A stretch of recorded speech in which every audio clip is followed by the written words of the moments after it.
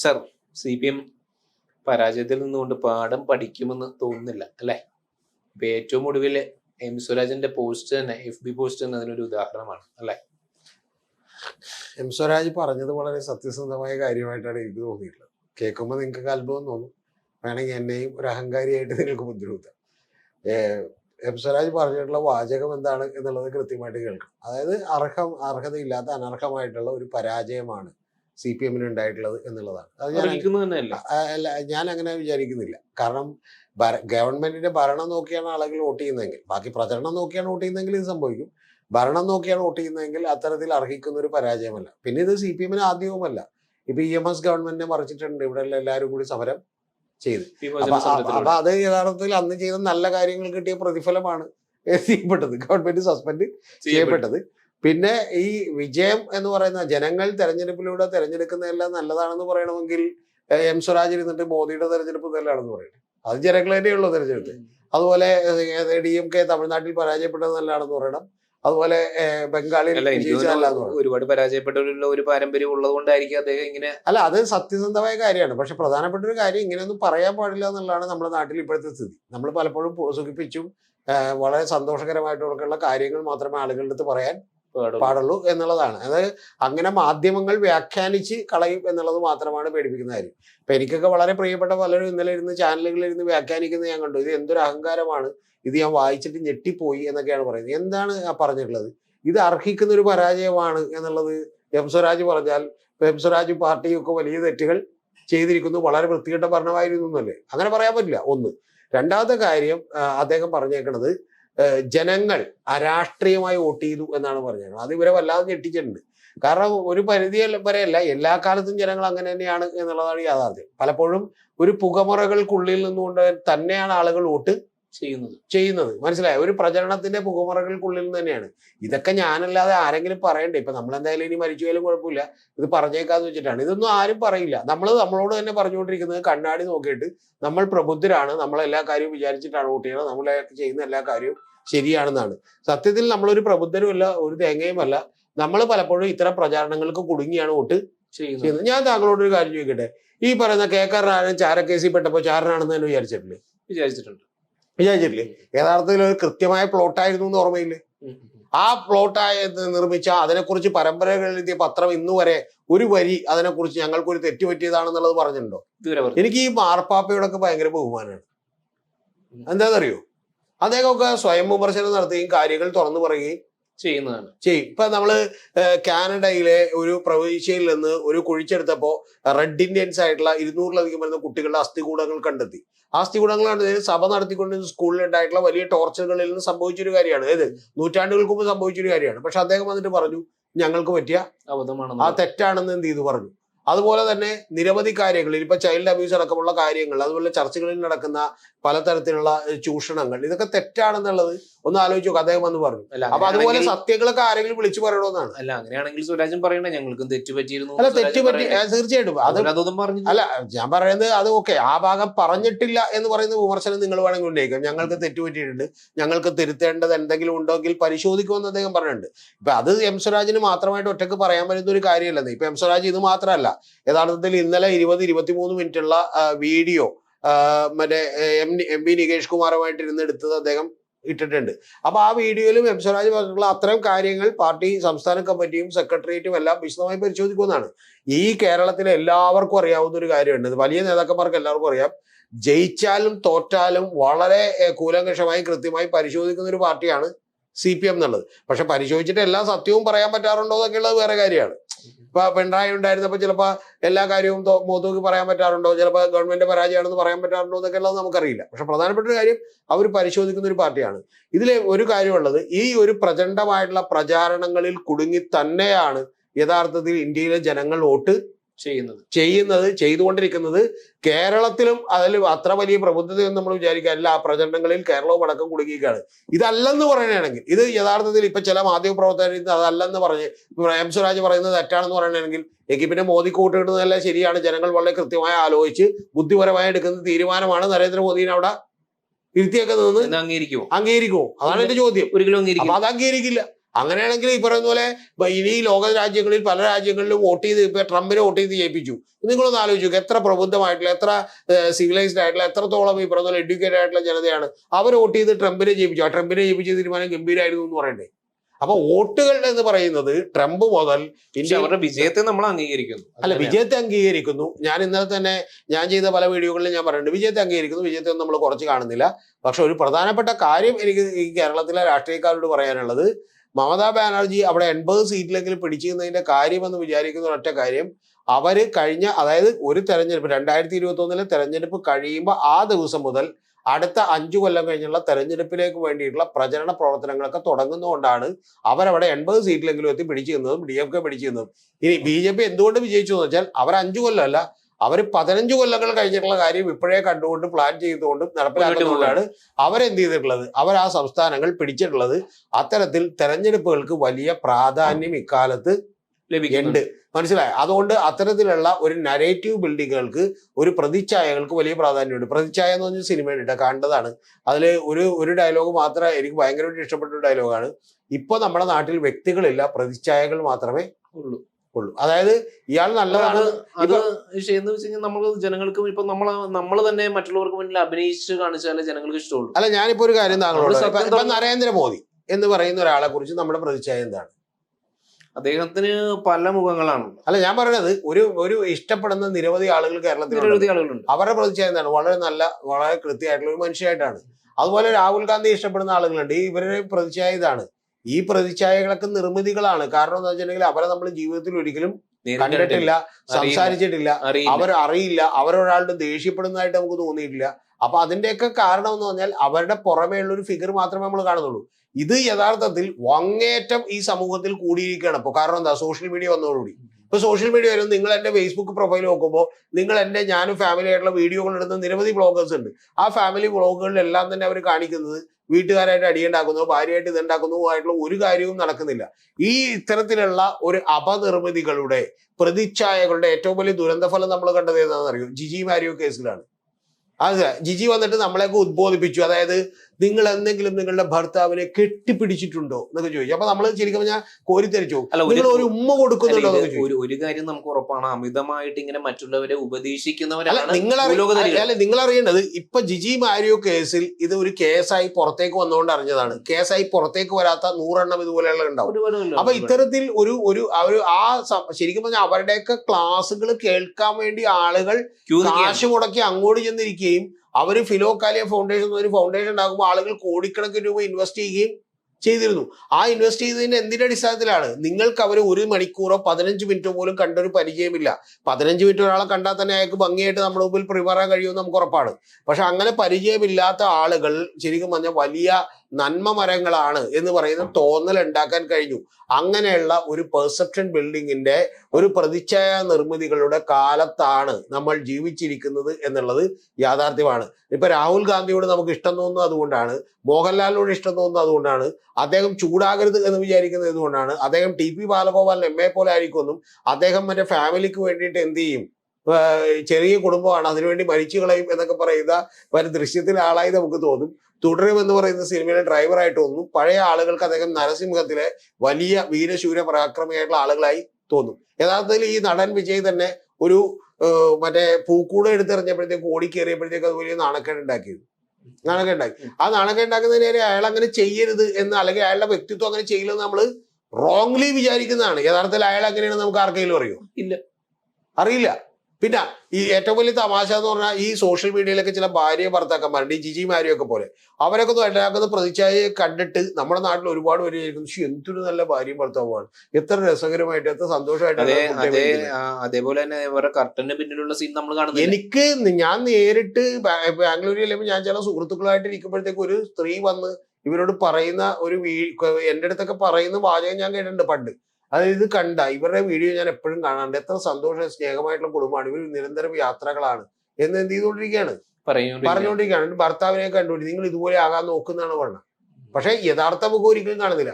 അപ്പൊ അത്തരത്തിലുള്ള ഒരു പ്രതിച്ഛായ നിർമ്മിതികൾ നമ്മുടെ നാട്ടിൽ വളരെ വലുതായി നടന്നുകൊണ്ടിരിക്കുകയാണ്. അതിന്റെ ഭാഗമായിട്ടാണ് ഈ എം സ്വരാജിന്റെ പേരിൽ പോലും, എം സ്വരാജ് ഇപ്പൊ തുടങ്ങിയതല്ല, എം സ്വരാജ് CPM-ൽ നിന്ന് ഉയർന്നു വരാൻ സാധ്യതയുള്ള ഏറ്റവും പ്രോമിസിംഗ് ആയിട്ടുള്ള ഒരു നേതാവാണ് എന്ന് തോന്നി ഒന്ന്.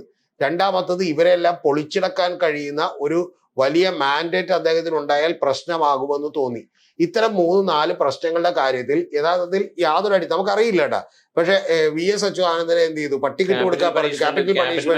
ക്യാപിറ്റൽ പണിഷ്മെന്റിന് വിധിച്ചു എന്ന് പറയുന്ന ഒരു വാദം. ആ വാദം ശരിയാണോ എന്നുള്ളത് ഇന്ന് വരെ പുറത്താരും പറഞ്ഞിട്ടില്ല, അതായത് കൺഫേം ചെയ്തിട്ടില്ല. അതവിടെ നിൽക്കട്ടെ. രണ്ടാമത്തെ കാര്യം എന്ന് പറയുന്നത്, ഇനി അദ്ദേഹം ഒരു കമ്മിറ്റിയിലിരുന്ന് പറഞ്ഞു എന്ന് പറയുന്ന ഒരു കാര്യമാണ് ഒന്ന്. ഇനി രണ്ടാമത്തെ കാര്യം എന്ന് പറയുന്നത്, ഇടത് ഹിന്ദുത്വയുടെ ആളാക്കിയും ഹിന്ദുത്വ വിരുദ്ധനാക്കിയും ഒരേ സമയം എന്ത് ചെയ്യുന്നു? ചിത്രീകരിക്കപ്പെട്ടു. ഒരേ സമയം ഹമാസിന് വേണ്ടി വാദിക്കുന്നു, അതേസമയം എന്ത് ചെയ്യുന്നു? സംഘവുമാക്കി. അപ്പൊ ഇത്തരം രണ്ട് ബിംബങ്ങളിലൂടെ ഇത്തരത്തിൽ ഏതാണ്ട് CPM എന്ന് പറഞ്ഞാൽ BJPയോട് ചേർന്ന് നിൽക്കാവുന്ന ആളുകളാണ് എന്ന് പറയുന്ന ഒരു പ്രതീതി നിർമ്മാണത്തിൽ ഒരു സൈഡിൽ CPM എന്ന് പറയുന്നത് ഇസ്ലാമിസ്റ്റുകളോടൊപ്പം ചേർന്ന് നിൽക്കുന്ന ഇസ്ലാമോ ലെഫ്റ്റിന്റെ ഭാഗമാണ്. മറ്റൊരു സൈഡിൽ ഈ രണ്ട് പ്രതിച്ഛായകളിലൂടെ തകർന്നത് CPM. ഈ രണ്ട് അറ്റാക്കിലൂടെയും ഞെരുങ്ങിക്കൊണ്ടിരിക്കുന്നത് CPM ആണ്. കാരണം എന്ന് വെച്ചാൽ CPM ഇത് മാത്രമല്ല, ഇത് മാത്രമാണെങ്കിൽ സഹിക്കാം.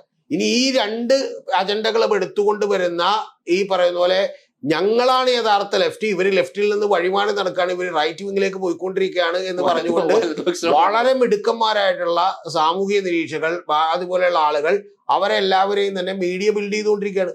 മീഡിയ അല്ലാതെ ഒരു പ്രോ ലെഫ്റ്റ് നിലപാടെടുക്കുന്ന ഒരു നിരീക്ഷകനെ മീഡിയ ഇന്നുവരെ എന്ത് ചെയ്തിട്ടില്ല, ബിൽഡ് ചെയ്തിട്ടില്ല. അതുകൊണ്ട് എന്താ വെച്ചാൽ മറ്റത് ബിൽഡ് ചെയ്തുകൊണ്ടിരിക്കുകയാണ്. കൈരളി അടക്കം ബിൽഡ് ചെയ്യില്ല.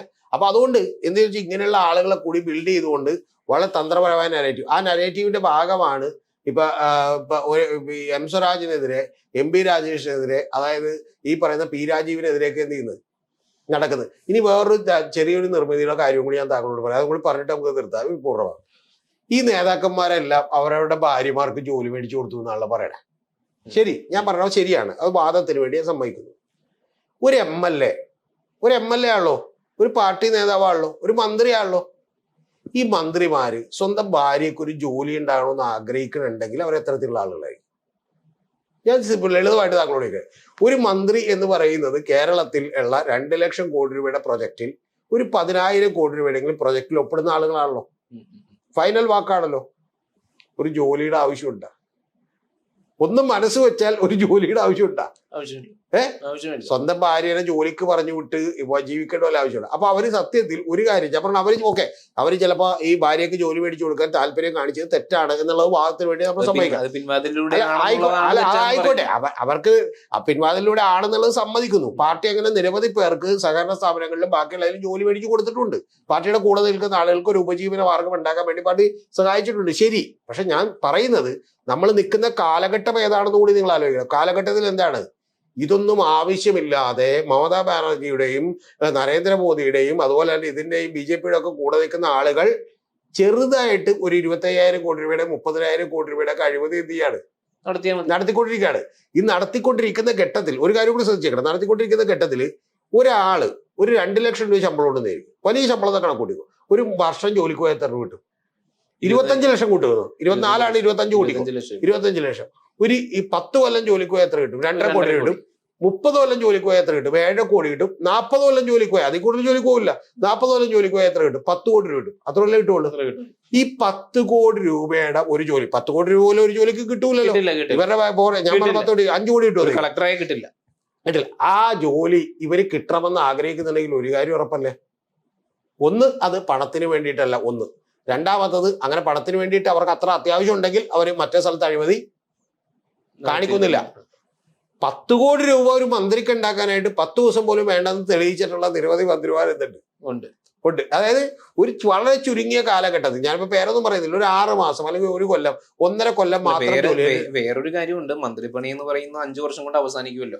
ഇത് അവർ വിചാരിക്കുന്നത് ഇവരുടെ കണക്കൂട്ടൽ പ്രകാരം ഒരു 10-30 വർഷം നിലനിൽക്കുമല്ലോ എന്നുള്ള. ഞാൻ ചോദിക്കുന്നത് ഒരു സിമ്പിൾ ആയിട്ടുള്ള ചോദ്യം, താങ്കൾക്ക് ആ പോയിന്റ് ഇപ്പോഴും മനസ്സിലായത്. ഞാൻ ചോദിക്കുന്നത് അടുത്ത 30 അല്ല, അടുത്ത തലമുറക്കും കൂടി വേണമെങ്കിൽ ജീവിക്കാൻ കഴിയുന്ന, പണം ഉണ്ടാക്കി വെക്കാൻ കഴിയുന്ന ഒരു പണിയിൽ നിന്ന് ഇവര് പണം ഉണ്ടാക്കുന്നില്ല എന്നല്ല അതിന്റെ അർത്ഥം.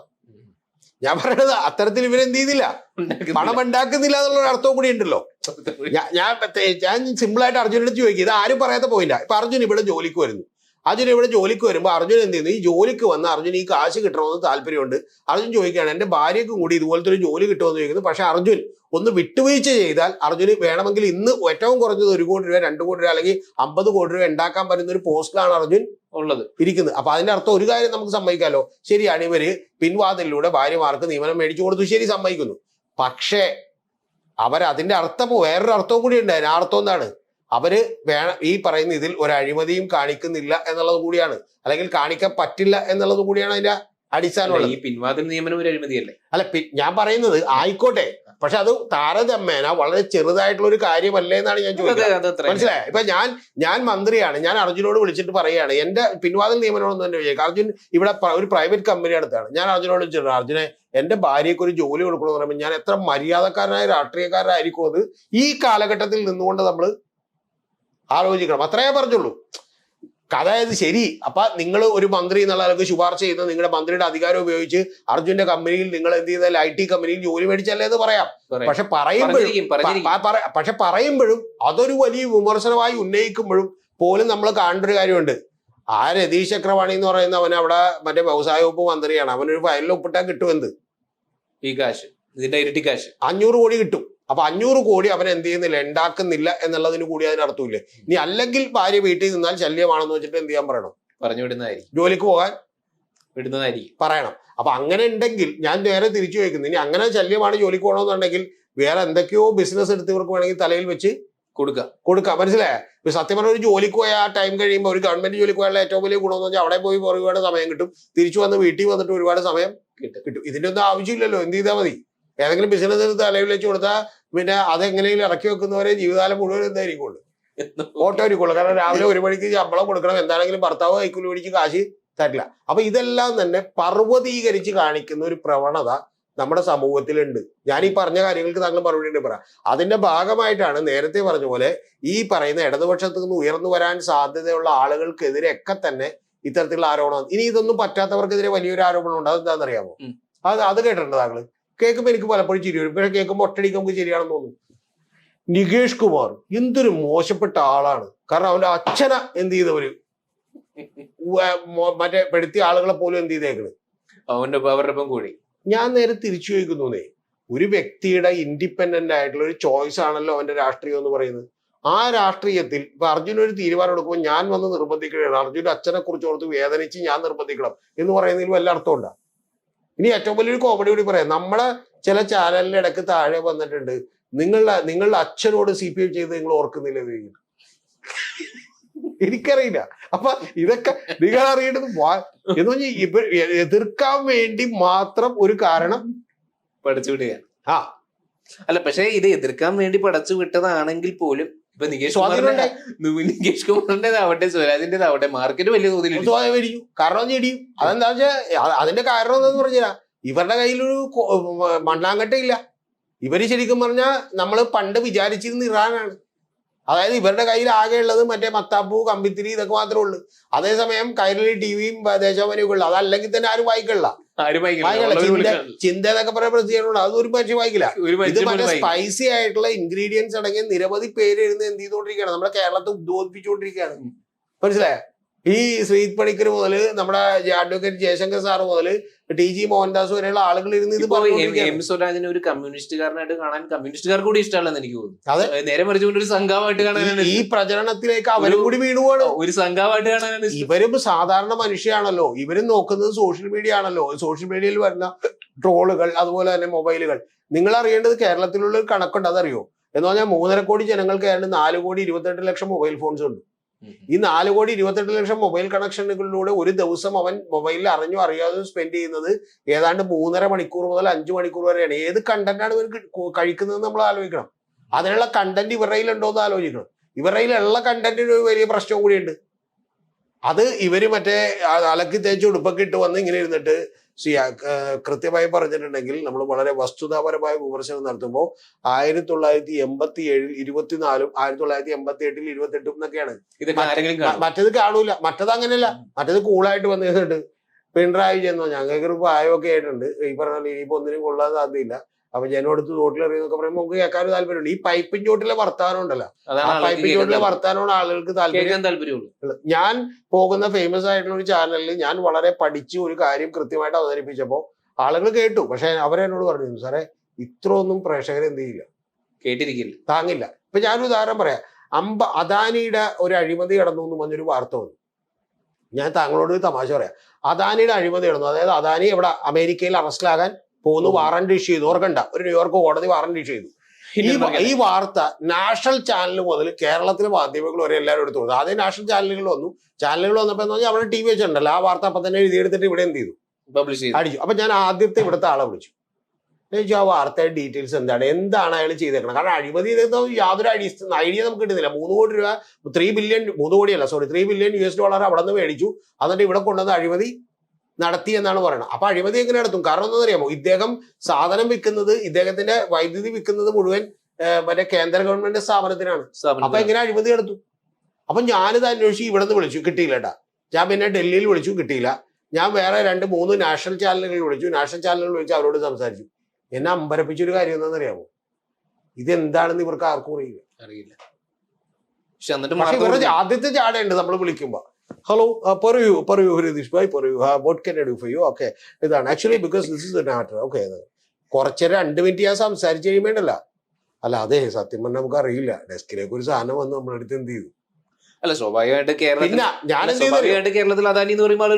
ഞാൻ എന്ത് ചെയ്യുന്നറിയോ, ഇനി കേരളത്തിലുള്ള ഈ സഖാക്കളടക്കം പല ആളുകളും ഇത് അടിച്ചുകൊണ്ടിരിക്കുക. പക്ഷെ സാധനം എന്താണെന്നറിയില്ല. ഞാൻ എന്ത് ചെയ്യുന്നു വെച്ചാൽ, താങ്കളൊന്ന് പറയണം, 54 പേജുള്ള, അതായത് ന്യൂയോർക്ക് എന്നുള്ള കോടതിയിൽ നിന്നുള്ള കുറ്റപത്രം ഞാൻ എന്ത് ചെയ്തു, എടുത്തിട്ട് ഞാൻ അതിനെക്കുറിച്ച് വിശദമായി പഠിച്ചു. പക്ഷെ അതിൽ പോലും ഒരു ക്ലാരിറ്റി ഇല്ല.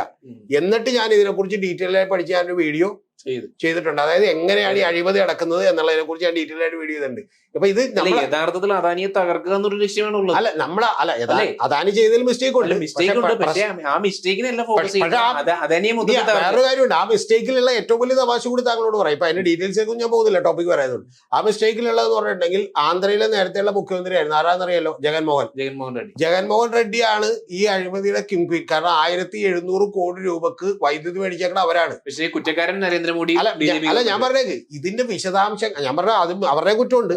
പക്ഷെ ഞാൻ പറഞ്ഞ ഈ വിശദാംശങ്ങളൊന്നും നമ്മുടെ ജനത്തിന് അറിയേണ്ട ആവശ്യം ഇല്ല. കാരണം എന്താ അറിയോ, എന്റെ അടുത്ത് ഒരു 15 പേരെങ്കിലും ഒരു ഫ്രീ ടോക്കിൽ, ലൂസ് ടോക്കിൽ ഇത് പറഞ്ഞിട്ടുണ്ട്. അതായത് എന്റെ ഓഫീസിലൊക്കെ നിരവധി മാധ്യമപ്രവർത്തകരുണ്ടല്ലോ, അവരൊക്കെ പറഞ്ഞിട്ടുണ്ട്, അദാനിയൊക്കെ മറ്റേ അവിടെ നിന്ന് പണവും കൊണ്ടുവന്ന് ഇവിടെ കൊണ്ടുവന്ന് വലിയ അഴിമതി നടത്തി ലാസ്റ്റ് അമേരിക്കൻ കോടതിയിൽ നിന്ന് വാറണ്ട് അത്ര അറിയാൻ പാടില്ല.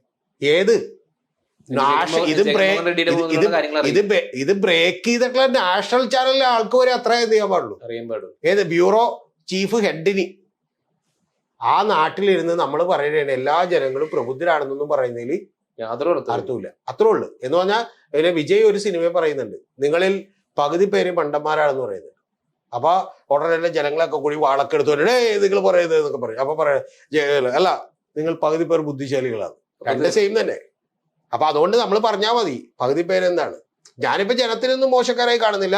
ജനത്തിന് അവരുടേതായ അറിവിന്റെ പരിമിതികളുണ്ട് എന്നുള്ളത് മാത്രമേ ഞാൻ എന്ത് ചെയ്യുന്നുള്ളൂ, പറയുന്നുള്ളൂ. അത് കേരളം മാത്രമല്ല, ഇന്ത്യയിലും ലോകത്തിലും എവിടെയും അത്തരത്തിൽ ഒരു 10% പേരായിരിക്കും ഇതിനെക്കുറിച്ച് മാക്സിമം വന്നാൽ എന്ത് ചെയ്യുക, പഠിക്കുക. 10% പേരൊക്കെ പഠിക്കുന്ന ഒരു രാജ്യം സ്വർഗ്ഗമായിരിക്കും എന്നാണ് വിചാരിക്കുക. 10% പേര് പഠിക്കും എന്നുള്ളത് സംശയമാണ്. അല്ല ഞാൻ പറഞ്ഞ പോട്ടെ, 10% പേര്, അതാണ് ഞാൻ പറഞ്ഞ 10% പേര് ഇതിനെക്കുറിച്ച് ഏകദേശ ധാരണ ഉണ്ടെങ്കിൽ, അവര് ഗവൺമെന്റുകൾ ഓഡിറ്റ് ചെയ്യുന്നുണ്ടെങ്കിൽ, ആ ജനാധിപത്യം എന്ന് പറയുന്നത് സ്വർഗത്തിന് തുല്യം ആയിരിക്കും. അതാണ് യാഥാർത്ഥ്യം. അതുകൊണ്ട് ഇപ്പൊ എം സ്വരാജിനെ ക്രൂശിക്കാനുള്ളവർക്ക് എന്ത് ചെയ്യാം, ക്രൂശിക്കാം. ശരിക്കും പറഞ്ഞാൽ അദ്ദേഹം ഷർട്ടിന് മറ്റേ അരക്കയ്യൻ ഷർട്ടാണ് ഇട്ടിട്ട് നടക്കണം. അവൻ ധിക്കാരിയാണ്. അവൻ എന്തുകൊണ്ട് മുഴുക്കയ്യൻ ഷർട്ട് ഇട്ടൂടേതൊക്കെ എന്ത് ചെയ്യാം ചോദിക്കാവുന്ന ഒരു സാഹചര്യമാണ്. ആ സാഹചര്യമാണ് നമ്മുടെ നാട്ടിലുള്ളത്. കാരണം വെച്ചാൽ നമുക്ക് എന്തെങ്കിലും കിട്ടിയാൽ മതി, നമ്മൾ എന്ത് ചെയ്യും. പിന്നെ നമ്മുടെ ഒരു നാട്ടിലൊരു വലിയ ഗുണവും കൂടിയുണ്ട്. ശരിക്കും പറഞ്ഞിട്ടുണ്ടെങ്കിൽ ഈ മറ്റേ നമ്മുടെ ക്രിക്കറ്റർ ഉണ്ടല്ലോ, തൃപ്പൂണിത്തുറ എന്നുള്ള ശ്രീശാന്ത്. അപ്പൊ ശ്രീശാന്ത് ശരിക്കും പറഞ്ഞാൽ ഇന്ത്യൻ ക്രിക്കറ്റ് ടീമിൽ കയറിയൊന്നും കുറെ പേരൊന്നും അറിഞ്ഞിട്ടില്ലായിരുന്നു, വനിതകളൊക്കെ. കാരണം വെച്ചാൽ അവര് ക്രിക്കറ്റ് ഒന്നും കാണാറില്ല. പക്ഷെ ക്രിക്കറ്റ് ടീമിൽ നിന്ന് ഇവരെന്തോ തരികിട അടിച്ച് പുറത്തായി എന്നുള്ളത് എന്ത് ചെയ്യും, അറിഞ്ഞു. അപ്പൊ ഞാൻ തൃപ്പൂണിത്തുറയില് ഞാൻ മറ്റേ ഇത് കഴിച്ചോണ്ടിരിക്കുമ്പോ ഈ ശ്രീശാന്തിന്റെ മറ്റേ അളിയനാണല്ലോ മറ്റേ മധുബാലകൃഷ്ണൻ. മധുബാലകൃഷ്ണനെ അവിടെ വെച്ച് കണ്ടപ്പോ മധുബാലകൃഷ്ണൻ പരിചയപ്പെടുത്തി ഞാൻ പറഞ്ഞു മധുബാലകൃഷ്ണൻ ഇവരറിയില്ല എന്ന് വിചാരിച്ചിട്ട് ഞാൻ ഓഫീസിലെ പിള്ളേരോട് പറഞ്ഞു ഇത് ശരിക്കും പറഞ്ഞാൽ ശ്രീശാന്തിന്റെ അളിയനാണെന്ന് പറഞ്ഞു. അപ്പൊ ഏത് ശ്രീശാന്ത് എന്നാണ് ആദ്യം ചോദിച്ചത്. അപ്പൊ ഞാൻ പറഞ്ഞു മറ്റേ ക്രിക്കറ്റിലേക്ക് ശ്രീശാന്ത് ആണെന്ന് പറഞ്ഞു. അപ്പൊ സത്യത്തിൽ ഇവര് ക്രിക്കറ്റിലേക്ക് കാണാറില്ല, പക്ഷെ ഇവര് ഈ കാര്യം പറഞ്ഞിട്ടുണ്ട് എങ്ങനെ. അപ്പൊ എന്നോട് അത് ശരി ഇയാളും അതുപോലെ തന്നെ ആയിരിക്കുമല്ലേ മറ്റേ അവിടെ നിന്ന് കോടികൾ അടിച്ചു മാറ്റി മറ്റേ വിദേശ രാജ്യത്ത് നിന്ന് പണം മേടിച്ച് ക്രിക്കറ്റുകളിൽ പോലും തരികട കാണിച്ചാണല്ലേ എന്നാണ് ചോദിക്കുന്നത്. അത് എന്റെ ഡ്രൈവറെ ചോദിക്കണം. അപ്പൊ നിങ്ങളൊന്ന് ആലോചിച്ച് നോക്കണം, അത്തരത്തിലുള്ള വാർത്തകൾ വേഗം സ്പ്രെഡ് ചെയ്യും. ഏത് ഒന്ന് ആലോചിച്ച് നോക്കണം. മധുബാലകൃഷ്ണൻ അറിയില്ല, ശ്രീശാന്തിനെ അറിയണത് ഈ കേസുള്ളതുകൊണ്ട്. സത്യത്തിൽ ശ്രീശാന്തിന്റെ ഭാഗ്യം എന്ത് ഒരു വാർത്ത എന്നിട്ട് നമ്മള് പറയും നമ്മള് ശരിക്കും ഭയങ്കര പ്രബുദ്ധ. ഇനി ഒരു കാര്യം കൂടി കോമഡി കൂടി താങ്കളോട് പറയാം. ഞാൻ ഇഡ്ലി കട എന്നൊരു കടയുണ്ട് തൃപ്പൂണിത്തുറയിൽ. ആ കടയിൽ ഞാനിങ്ങനെ ഇരിക്കുന്നു, 4 സീറ്റ് ഇട്ടുള്ളൂ. അപ്പൊ ഞാൻ തൊട്ട് ഓപ്പോസിറ്റ് സൈഡിൽ വന്നിട്ട് അവിടെ പീരാജി വരുന്നു. എന്താ പരിപാടിക്ക് വേണ്ടിയതാ പീരാജി വരുന്നു. പീരാജി വരുന്നപ്പോഴത്തേക്ക് പറഞ്ഞാൽ ഞാൻ വേദന എന്നെ കണ്ട് കൈ കാണിച്ചപ്പോൾ ഞാൻ പെട്ടെന്ന് കണ്ടില്ല ശരിക്കും. ഞാൻ എന്നെ കണ്ട് പീരാജി കൈ കാണിച്ചപ്പോൾ ഞാൻ വേദന എഴുന്നേറ്റ് നിന്ന് എന്ത് ചെയ്തു. അപ്പൊ ഞാൻ സാധാരണ ആരോടും അങ്ങനെ അമിതമായിട്ടുള്ള റെസ്പെക്ട് ഒന്നും കാണിക്കാറില്ല, ഈക്വലായിട്ട് പെരുമാറില്ല. അപ്പൊ ഈ രാജീവിനോട് ഞാൻ കുറച്ചുകൂടി എഴുന്നേറ്റ് എന്ന് അവിടെ ചെന്ന് പെരുമാറി. കാരണം ഒന്നാമത്തെ കാര്യം ഞാൻ ഇവിടെ ഇരുന്ന് രാജീവിനെ വിളിച്ച് കൈ കാണിച്ചിട്ട് ആദ്യം ഞാൻ കണ്ടില്ല. അപ്പൊ ആ ഒരു ബുദ്ധിമുട്ട് എനിക്കുണ്ട്. കാരണം അത് കഴിഞ്ഞിട്ട് രാജീവ് കൈ കാണിക്കുമ്പോൾ രാജീവ് മാത്രമല്ല രാജീവിന്റെ കൂടെ 3 പേര് കൂടിയുണ്ട്. അപ്പൊ ഞാൻ വേദന എഴുന്നേറ്റ് എന്ന് കാണിച്ചു. അപ്പൊ ശരിക്കും പറഞ്ഞാൽ എന്റെ കൂട്ടത്തിലുള്ളൊരു പുള്ളിക്കാരി ചോദിക്കുകയാണ്, എറണാകുളം ജില്ലയിൽ തന്നെ താമസിക്കുന്ന പുള്ളിക്കാരി എന്നോട് ചോദിക്കുകയാണ്, സാർ എന്തിനാണ് ഇയാളുടെ റെസ്പെക്ട് ചെയ്യുന്നത്, ആരാണ് ഇയാള്? രാജ്യസഭ MP ആയിരുന്ന അവിടെ നിന്ന് പിരിഞ്ഞു പോന്നിട്ട് എടപ്പള്ളി ജംഗ്ഷനിൽ അന്നൊരു വലിയ ഹോർഡിങ് വെച്ചിട്ടുണ്ട്. ആ സമയത്ത് നിങ്ങൾ ഇപ്പോഴും ആലോചിക്കണം, എടപ്പള്ളി ജംഗ്ഷനിൽ ഒരു പമ്പ ഹോർഡിങ് വെച്ചിട്ടുണ്ട്, അവിടെ വന്നിരുന്ന് കഴിക്കുന്നത്. ഞാൻ പറഞ്ഞ് ഹോർഡിങ് നിങ്ങൾ കണ്ടിട്ടില്ലെന്ന്. അപ്പൊ എന്നോട് ഹോർഡിങ് ഒക്കെ ഞാൻ കണ്ടിട്ടുണ്ട്, പക്ഷെ ഇയാളാന്ന് എനിക്ക് മനസ്സിലായില്ല. പക്ഷെ അത് ആരാണെന്ന് എനിക്ക് ഇപ്പോഴും എന്ത് ചെയ്യില്ല, മനസ്സിലായില്ല, അറിയില്ല. ആ നാട്ടിൽ ഇന്നുകൊണ്ട് നമ്മൾ പറയും നമ്മൾ ഭയങ്കര പ്രബുദ്ധരാണ്. നമ്മൾ ശരിക്കും പറഞ്ഞാൽ സോളാർ കേസിനെ കുറിച്ചും അതുപോലെ മറ്റേ ചാര കേസിനെ കുറിച്ചും എല്ലാത്തിനെ കുറിച്ചും മനോരമയൊക്കെ എഴുതുമ്പോ നമ്മൾ രാവിലെ ഇരുന്ന് അത് മുഴുവൻ വായിച്ച് കൃത്യമായ അവലോകനം ചെയ്ത് അതിലുള്ള തെറ്റുകളൊക്കെ കണ്ടുപിടിച്ചിട്ടാണ് വോട്ട് ചെയ്യണതൊക്കെ എന്ത് ചെയ്യും പറയും. ഒരു പെർസെപ്ഷൻ അങ്ങോട്ട് ബിൽഡ് ചെയ്താൽ